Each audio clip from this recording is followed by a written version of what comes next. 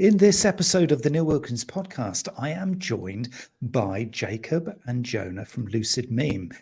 This is a very interesting startup that I am fascinated to do a deep dive into because it is one of those subjects, you could argue contentious, you could argue an opportunity, you could also argue to be avoided. So we're going to be picking Jonah and Jacob's minds here and doing deep dives into the subject of humour-driven social media marketing. Now, interestingly, the pitch so far from LucidMeme, as I understand it, is by Gen Z for Gen Z. And we want to go there too, because media and marketing and socials and humor doesn't necessarily, in my view, tie in for every single target audience, every single demographic. So I want to find out from Jacob and Jonah what they think is going to be the big value and the trends and the upcoming stuff. And interestingly, what it is like being in a startup like theirs. So welcome to the show, Jonah and Jacob. Thanks for having us. I appreciate it. So let's kind of begin at the beginning. I mean, I want to sort of keep this really, really informal. This is not an interview as such. I've got no questions. I've got no sort of scripted stuff. I just want to kind of find out really a lot more about kind of your backstory. How have you guys kind of ended up focusing on humor-driven social media marketing, because it is a hot topic. A lot of people are talking about this stuff right now, and you've got an organization that is going to smash it and actually take this to the world. So how did you get here to this point here today? Well, I mean, that's it. It's kind of, as you've alluded to, it's everywhere. People are starting to kind of wake up to the power of humor in social. So naturally with these things, you kind of find yourself in a problem of your own. And you find yourself in an issue, and you, in my case, I was running a campaign, very quickly realized about half of the creators were memes, and they were completely blowing the other content out of the water. Numbers that the person I was working with at LinkedIn had never seen before. So kind of took a step back and thought, this is something that I've stumbled upon. It's clearly working. Had a look around who's kind of dominating the space as such. And there didn't seem to be a company that stuck out and said, we do humor-driven marketing. It's what we do. So yeah, basically flew off to Barcelona at the start of the year to kind of solidify the idea, solidify what LucidMeme could be. Jonah is an absolute data wizard. I'm much more on the creative side. So that's where we joined forces to solidify what is LucidMeme. And yeah, since then we've been, basically, as you've said, by Gen Z, for Gen Z, basically being a bridge between these companies and younger people on social media. Powerful combination, that data and creative. I know I'm always kind of looking for this kind of sweet spot because, a lot of stuff is data evidence driven, but you've got to then sort of, put this kind of layer on top, which is the creative, because you've got to hook it. Whereas actually you can also start from just pure creative, but it's not actually very evidence driven. So there's no kind of real sort of deep thinking behind it. So this feels like you've hit on a sweet spot here, a trend, creative, but data. It's powerful. Yeah, I mean, coming from a data background, I guess we both worked in the marketing world and, lots of different areas, but I mean, we've both specialized in our own, individual bits. And me being, a data dominant guy, when he sent me the data and I saw, the conversion rates and the CTRs and, just kind of all this data that kind of as a marketer, we look for, any kind of small jumps. And, when I saw the difference in CTRs, in conversions that, Jacob's campaigns were getting, I immediately knew it was something that we had to latch onto. And honestly, we had to latch onto quick. I think that, memes are becoming, I think that people say niches that memes are a niche. I hate that. I think memes are a mainstream content now. I think, the generational gap that we're having between, the Gen Z and, future generations, I think is actually becoming less and less. And it's becoming more of a mainstream content for, for everybody. My dad will send me memes. I had my grandma even send me a meme, and it's quite a weird thing to kind of think about, as I was teaching them when I was a kid. What I mean is, when we look forward to today, and it seems to be that that's the content. It doesn't matter how old you are, as long as it's picking up that hook and it's got that, humor mix with that professional message, which is what, we do so well, as we marry those two together to create something that will make you laugh, but then have a business message that will resonate within, on a psychological and subconscious level. That's interesting, because I think for me, and I know just prior to pressing record button here, we're having a little bit of a conversation, and I showed my cards. I showed kind of, where I'm coming from with this, which is it's not a slight air of caution. It is an air of caution with the use of humor just generally. I mean, I guess, I've been brought up within marketing to, yeah, like you say, it's delivering professional outputs, but at the same time being almost super cautious about the use of humor, because what I might find humorous, you might not, and vice versa. And so it kind of almost relies on really understanding your audience, doesn't it? It relies on no one size of, LucidMeme or humor-driven meme is going to fit all. And it kind of needs a marketer or a content creator or an influencer to be able to really understand their audience first before just jumping in, because humor isn't just humor, is it? Absolutely not. Yeah, and it can go, when it goes well, it goes really, really well. And the other side of that, if the consideration, it seems it's a meme, it's a funny image with a few words. If that's the approach you have, it can go really bad. And yeah, it's especially young people, they want to be talking about serious things, real things, problems they face in the workplace, just kind of getting down to the nitty gritty of the reality and not sugarcoating things. And humor is one of our greatest tools for approaching these tough topics in life. Often, bad situations are punctuated by a smile and a joke at the other side of it. So we basically, bring that into the social world and attack these things that people really want to talk about but don't know how to. And humor is, in many cases, the best way to get those messages across. But actually, on top of that, oh, sorry. No, go for it. No, I was just going to say, also on top of that, I think that, people are, people on socials today are scrolling through so much negative news, so much of this same, really, gloomy and black tunnel, kind of news where everything is negative. What we're doing and our marketing, method and mission is really to put a smile on people's faces. It's, we're going back to our roots of what we remember memes were, and that's why we love this so much, and we're so passionate, because we love memes because we grew up on them, and we understand that kind of primal emotion that it carries on evoking, and that hasn't changed. So we just want to be putting a smile on somebody's face while subconsciously making them absorb a marketing message. And that's why I think people do kind of eat it up a bit more, because you can get the kind of negative, controversial stuff, which of course will get engagement of one kind. But I don't want to fearmonger any of that other kind of gray marketing tactics. We genuinely are doing it as a very positive, happy company that wants to just spread good. And I think there's an interesting kind of point that you're making here, which is about, if you do it at that level, then there isn't actually anything to fear, is there? Because really what you're using the humor for, I think, as you said a little bit earlier, Jonah, about, it's getting the hook in there. It's kind of using the humor to get the attention. We all know that attention, particularly in socials, is the hardest thing, because it's nigh on impossible. But when you do get that little moment, that snippet of, a fraction of a second attention, now I've got the attention. Now I'm being hooked by the humor. And then you say about then converting into the professional message, then taking them on the journey. Now in my head, and I'm sure people listening to this are kind of reframing this use of humor, because what you're not advocating, I think, is that humor then has to go through the whole of the journey. What you're doing is you're saying humor is that kind of that linkage between, you've got a chaotic timeline to view here. Look, that's good. That's humorous. That's amusing. Let's just click on that and find out more. Right, there's a deeper message. Now I'm on the journey. Is that kind of this position? So this is very much at the 100%. Initial attention awareness stage, isn't it?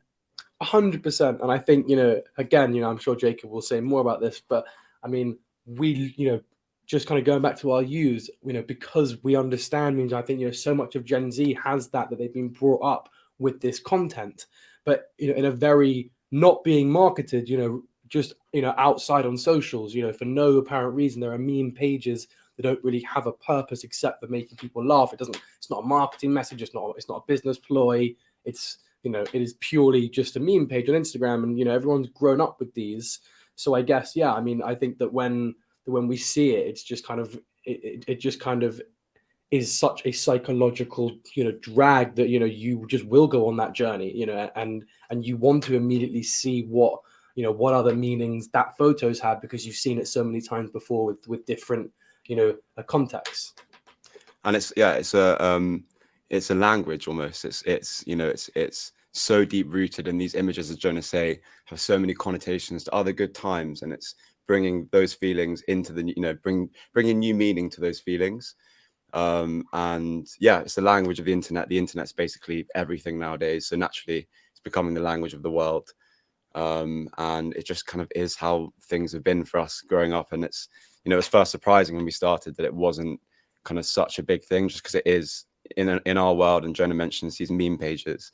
They are like the cornerstone of social media for lots of people, because they are just kind of they're how people spend so much time, and they make people feel good. So yeah, it just makes a lot of sense. Memes are everywhere. It's the language of the internet, and we're going to continue talking it and helping companies learn the language.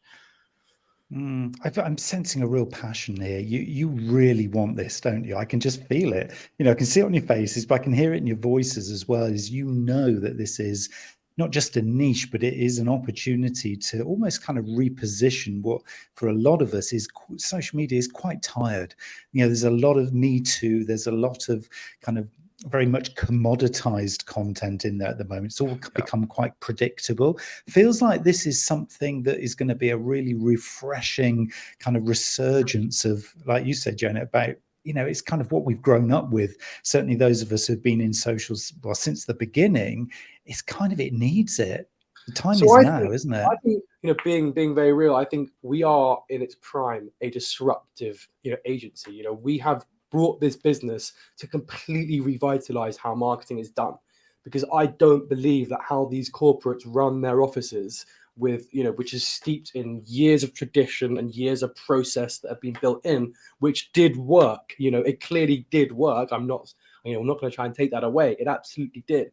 But people are not realizing times have changed, and people are going to get left behind. These massive corps that just, you have to apply for a permission to set up an Instagram, and if you do, it's X, Y, and Z. It's just absolutely crazy, because this is not how people are marketing, and it's not what people want to see. People used to love long form articles and doing, they used to have a lot more time. They don't anymore. You have 10 seconds of their attention, if that, maybe.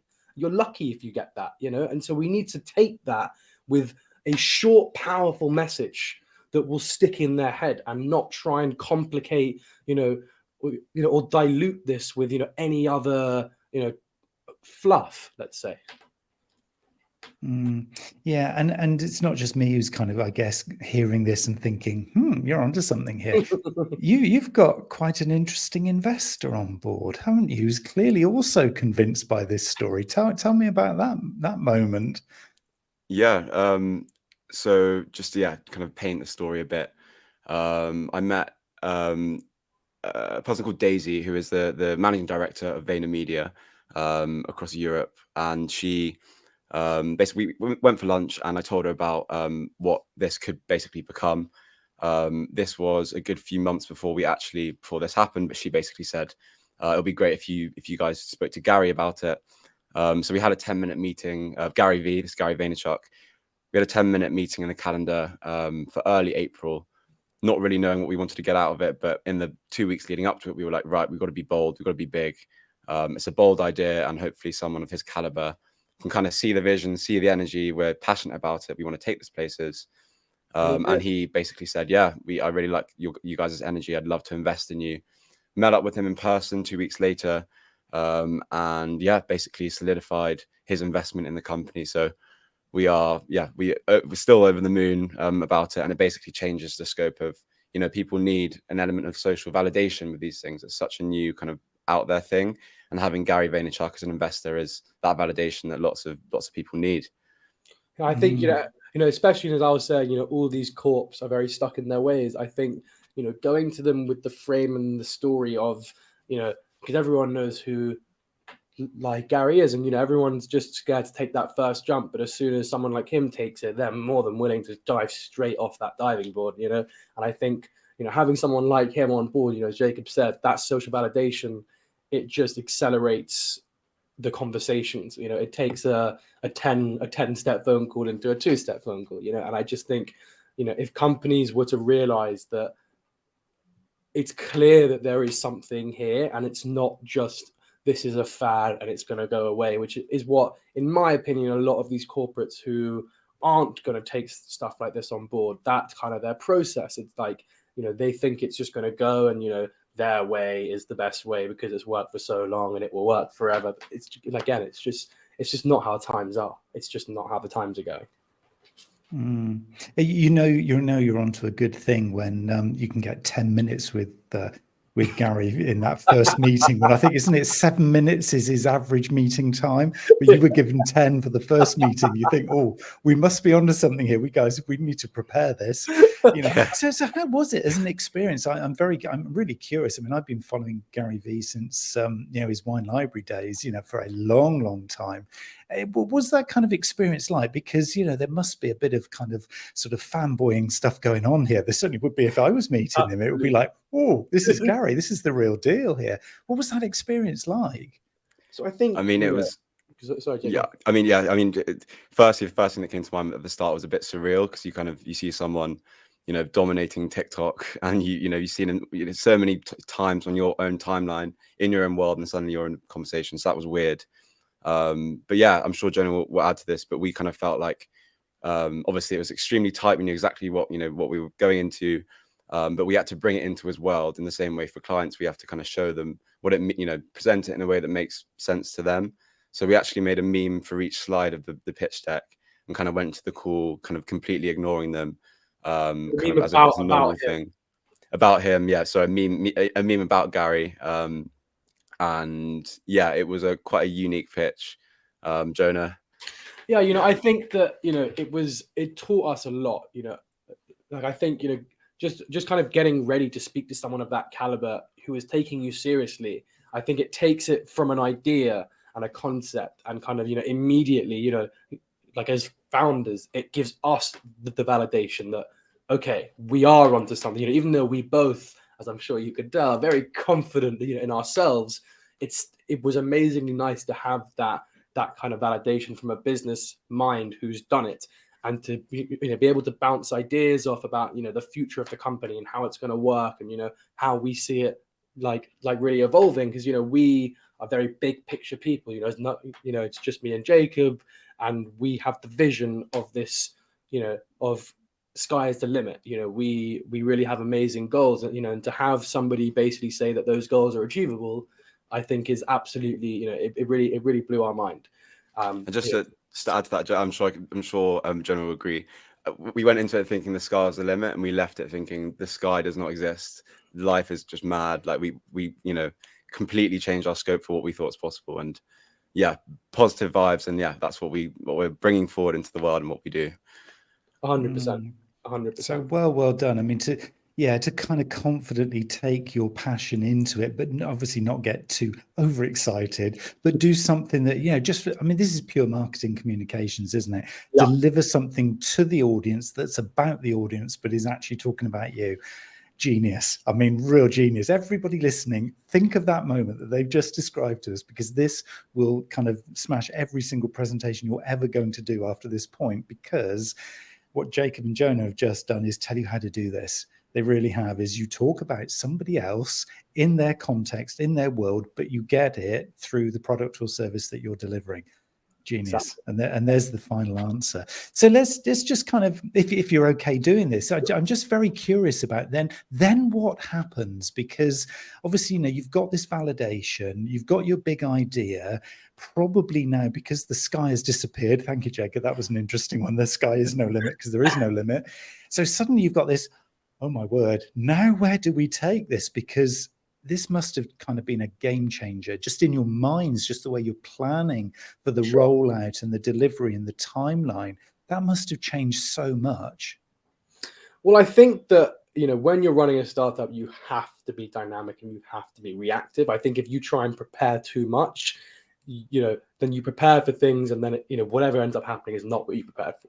So I think, you know, we made, you know, preparations and lots of different versions, you know, like X, Y, and Z, if this happened, if that happened.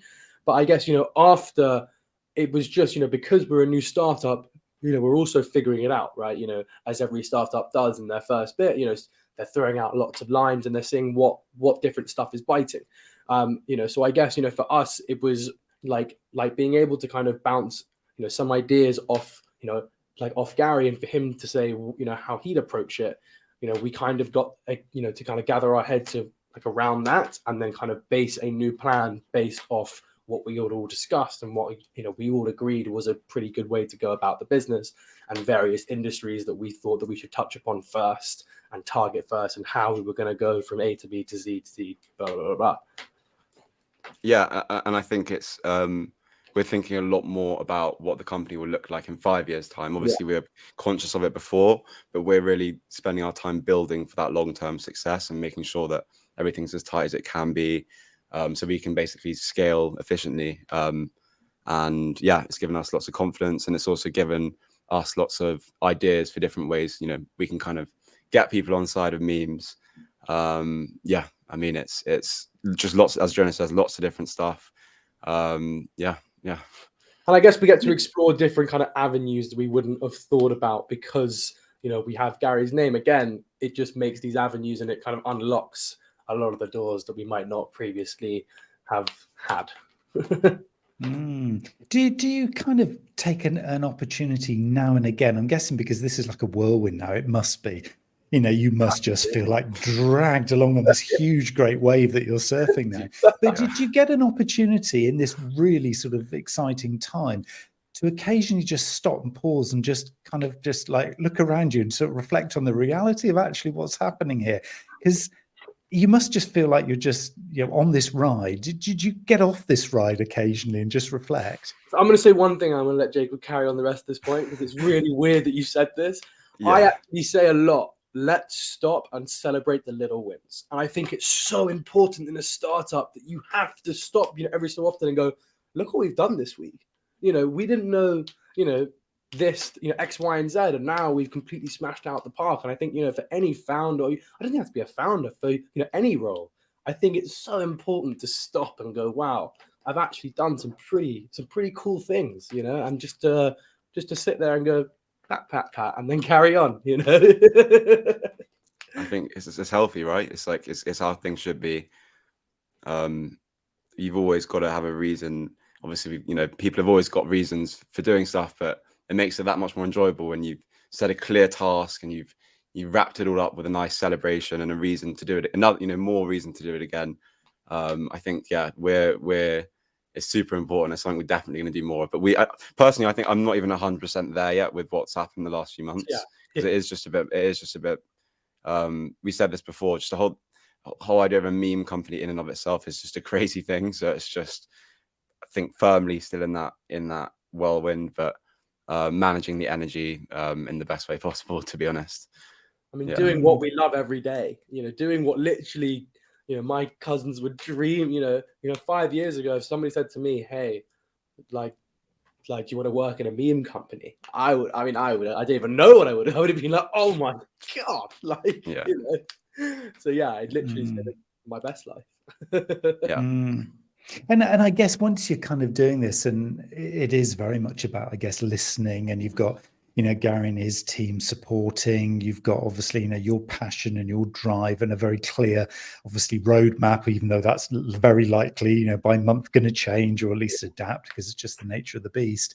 I mean, I guess there's a kind of a sense here that you're going to be needing, as part of this, to kind of align with certain types of organization. I mean, the first thing that jumped to mind when I saw that, you had Gary's support here was, the VFriends thing. Well, that clearly is an obvious link, between where he's taking that and what you guys are doing. And so there must be some sort of natural either industries or sectors or types of organizational brands that would naturally fit with LucidMeme.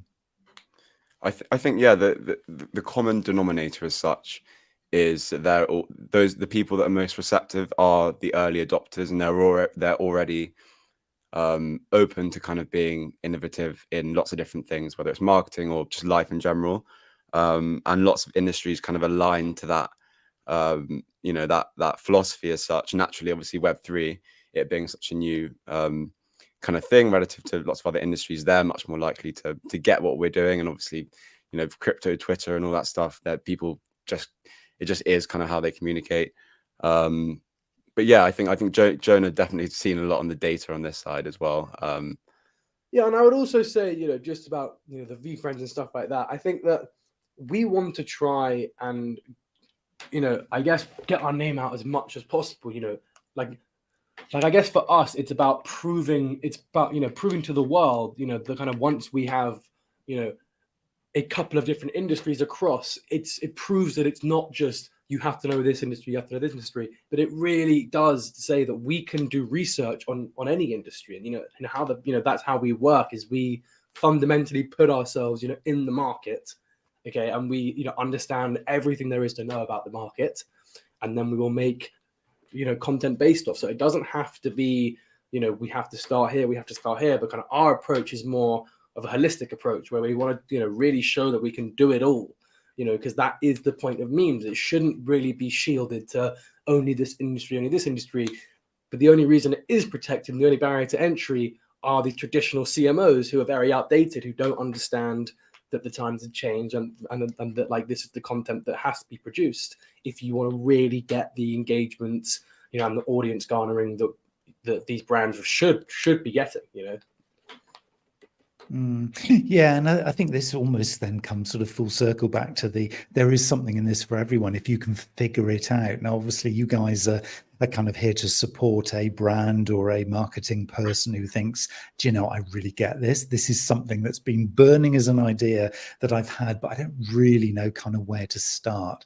Yeah. I mean, what would be, from your perspective then, what would be a really good starting point to kind of almost try and sell this idea into the organization? Let's say it's got a culture that it accepts innovation, it accepts doing things differently, but it's never done something like this. They've never produced a meme in their lives. You know, they've never really considered humor.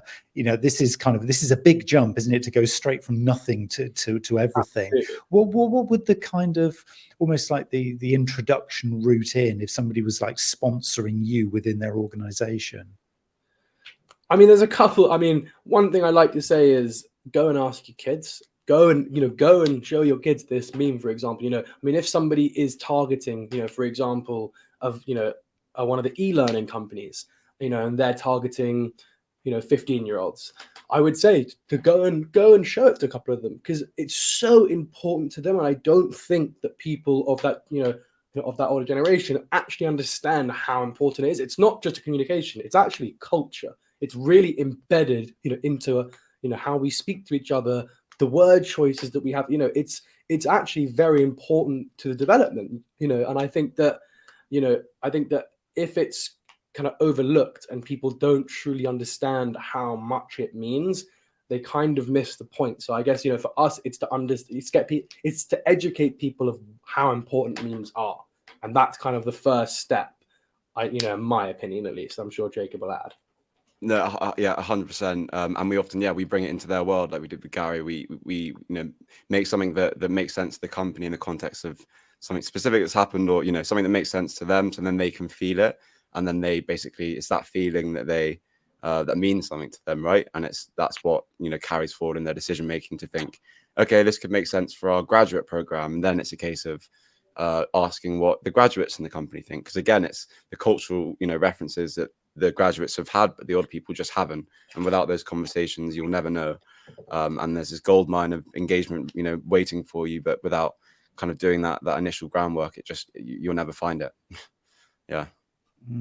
I think for me, that last 60 seconds there, embedded into the culture and this whole gold mine of engagement thing, I think there's the short form. There's my reel for the promotion of this particular episode. I think, because I get it. I totally get it now, where this kind of fits.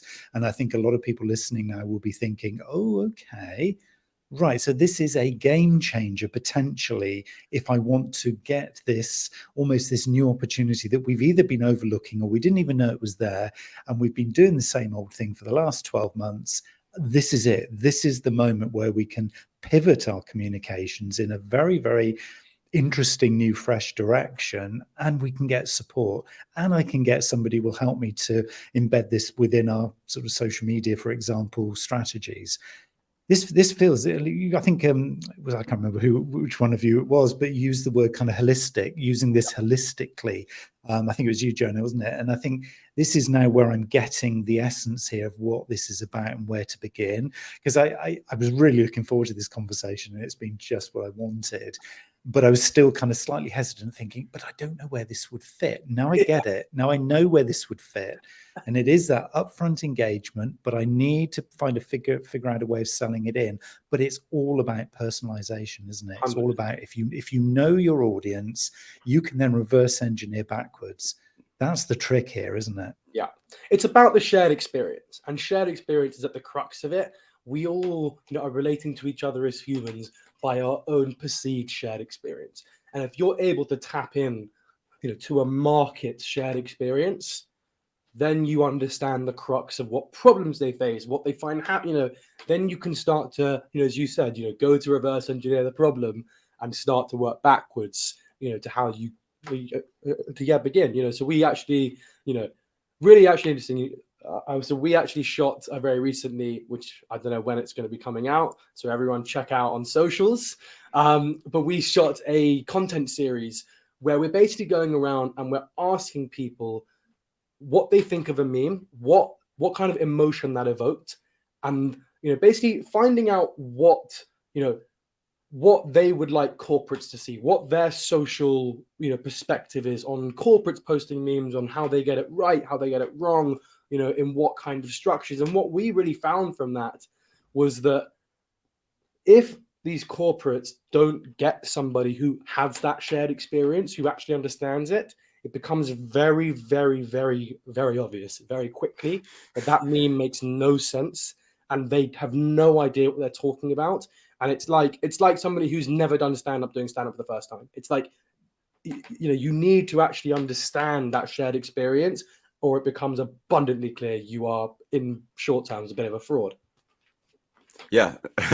and Jonah saying that, just it kind of came to mind.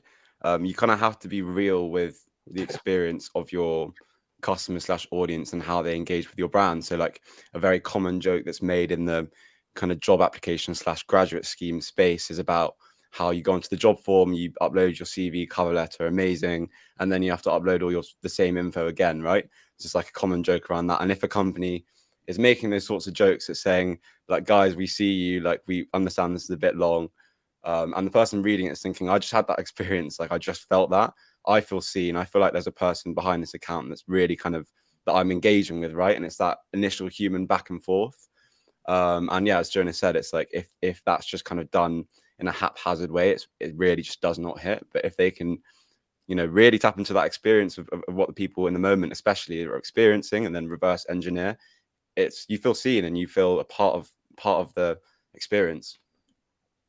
It turns proactive content really into reactive content, and that's what it is, and that's why it's so powerful, because this kind of reactive content is momentum garnering. One goes to the next, which goes to the next, and that's gonna, and it just, everybody gets kind of dragged in because of that shared experience. Exciting times. I can't wait to see how this plays out. Seriously, this is, it's really quite something. I've got almost blown away by the opportunity here that you have spotted. This opportunity, this niche, whatever you want to call it.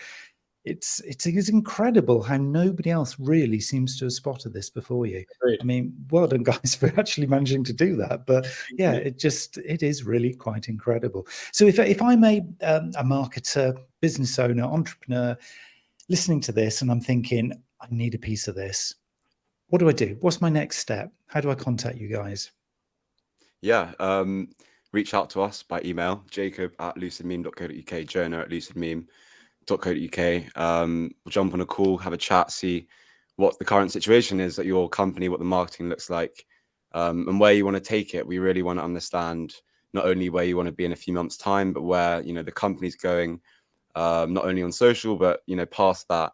And yeah, we basically dive into the detail of what it can look like for you, give you specific examples of how that content could look, why it makes sense, and again, being really in the detail for the audience they're trying to attract. And then it's a case of a bespoke project. So we, our first model is for companies, we work out how many pieces of content they need over which time period, which platforms we're distributing over, that sort of thing. And then we put together a bespoke project package for them, where we basically distribute that content over the set period of time. And as Jonah said earlier, that that reactive element, that's what we're also really good at, is being on the accounts at the right time and adding more kindling to the fire as such as it's burning. Jonah, I'm sure you've got more to add to that. Yeah, I mean, listen, I think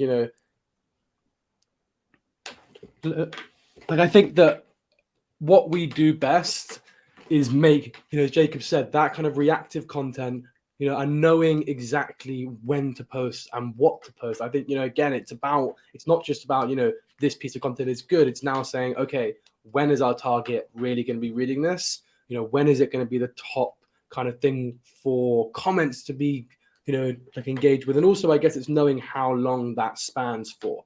Because, I guess you can post a meme that might not work on the first day, but if you give it 4 days, it goes absolutely crazy. And I guess, that's, it's as much about thinking about, what it will be like in the future than it is about thinking what it is about now. But I mean, we're contactable on email, we're contactable on socials, on, on anything. We are very, very, very reactive, and we have a very dream lucid team. Nice, I like it. What a lovely finishing pitch there. I'll put all the links, as you will expect, everybody listening and watching this, I'll put the links obviously to Jonah and Jacob in the description below, but you can particularly find them on LinkedIn and Instagram, as well as lucidmeme.co.uk. Thank you so much, guys, for joining me on the show today. This has just been so refreshing, and I really, really now genuinely will be looking at this, for my own consultancy and for my own sort of business exploits and things, I think, because it feels like this is the moment to be adding more humor into our communications. 100%. Thanks for having us. It's been fantastic. It's been great. Yeah, it's been absolutely amazing. Thank you.